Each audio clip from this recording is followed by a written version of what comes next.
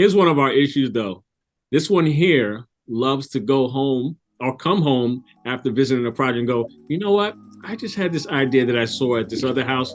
We should do that in our basement or do this in that room. I'm like, we just finished our rooms. Why are we doing it again?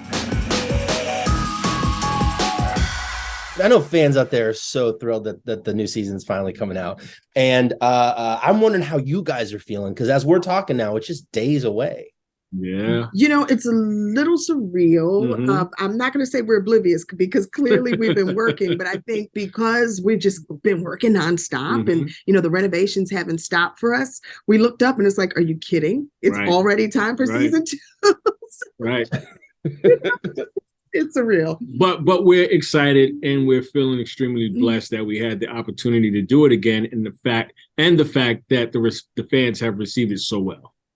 Mike, how has it been for you? Because I know that Egypt has a long list of projects in her past, TV projects in her past, and this is kind of your first time really being out there, having your face all over. Have you found that you've got like a whole new Mike Jackson fan base out there you didn't know about? He has a Golden Girl fan club. Oh, that's the best kind. I'll answer that, but to answer the first portion of what you said, I've actually been the guy that's been there for a long time, flipping birds, so on, behind the scenes doing a lot of the work. So I'm kind of used to that. But also in my past career with DJing, I've been in entertainment for quite some time. So it's not too new to me, but it's a different type of love and different type of energy, which I received extremely well and appreciate everyone. Listen, when we used to do Flipping Virgins, I would tell the producers, the real show is what's happening behind the camera. It's over here, guys. So for this all to just kind of be a culmination, he's right. He was there all along. Mike was doing the work. He wasn't getting He was knocking out walls and safely deconstructing chimneys. Behind the scenes the whole time.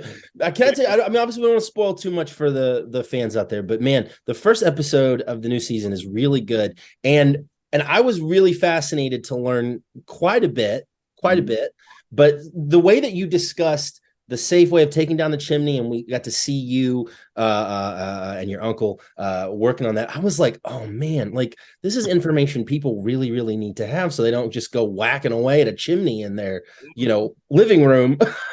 Exactly. It's a science exactly.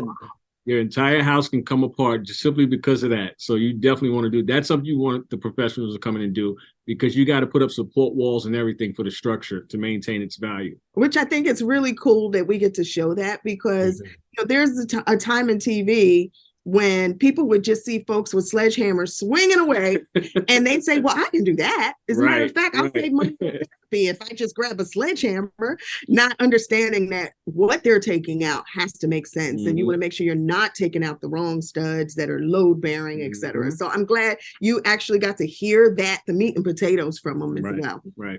Yeah, and especially what you guys are doing and showing all of this and that side of it in an era where a lot of people just pull up a YouTube video that says, oh, here's how you do that. It's really crucial.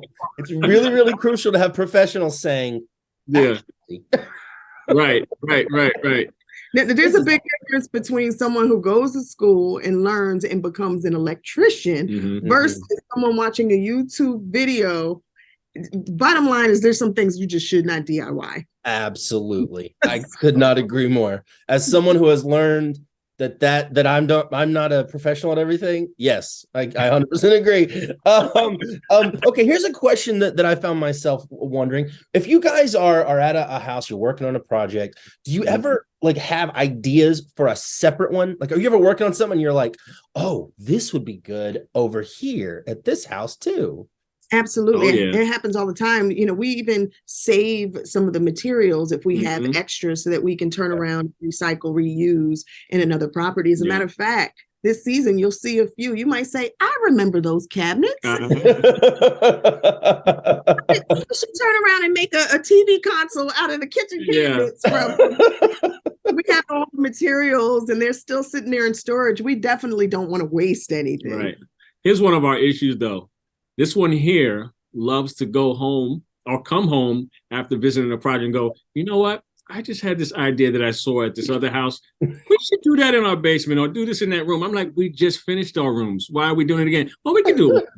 Just try it. Well, I consider our house sort of our practice round. You know, we want to try certain projects and make sure they work before we do it on our clients. So, I mean, look, I kind of get it.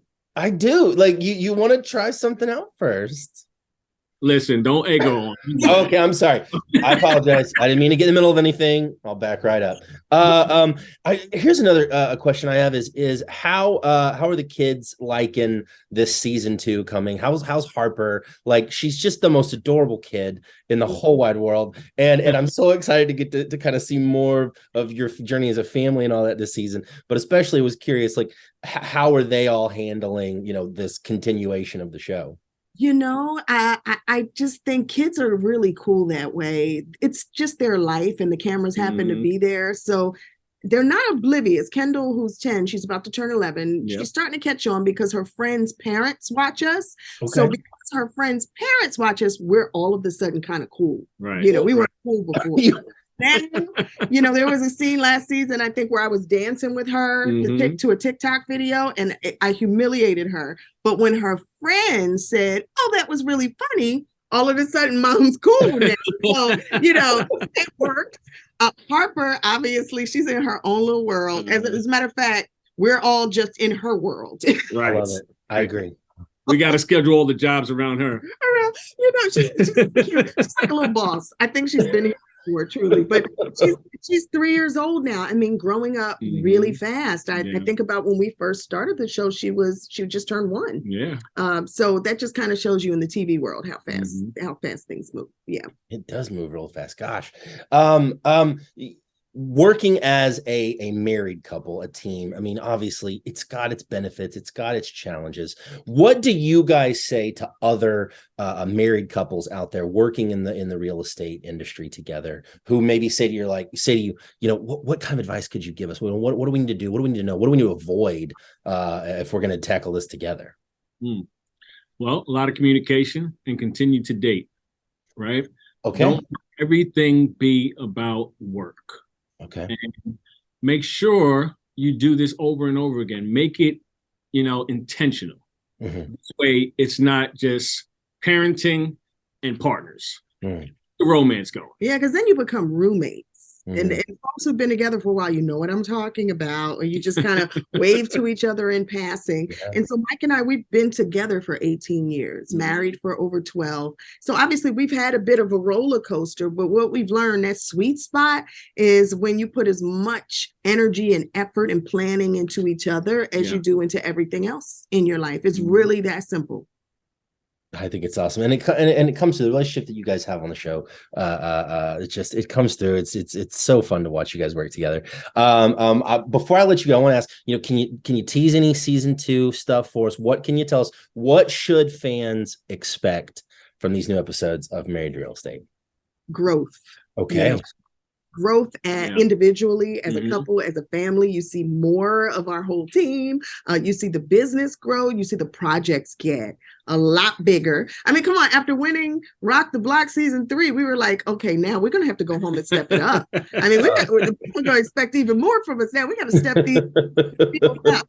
So even more amazing designs, hopefully you think so, and just bigger projects. But with bigger projects and bigger budgets comes bigger problems sometimes. So it's going to be some drama. Speaking of growth, you get to see the growth within the kids as well, the growth within the job, and Serene. You see him grow. Hey, they didn't meet Serene last episode. Did they meet Serene? He ran to the camera. Oh, okay. I didn't really there you go. Now we know what we got, a little bit of what to expect. But if we want to see the whole thing, it kicks off January the 12th on HGTV, Married to Real Estate season 2.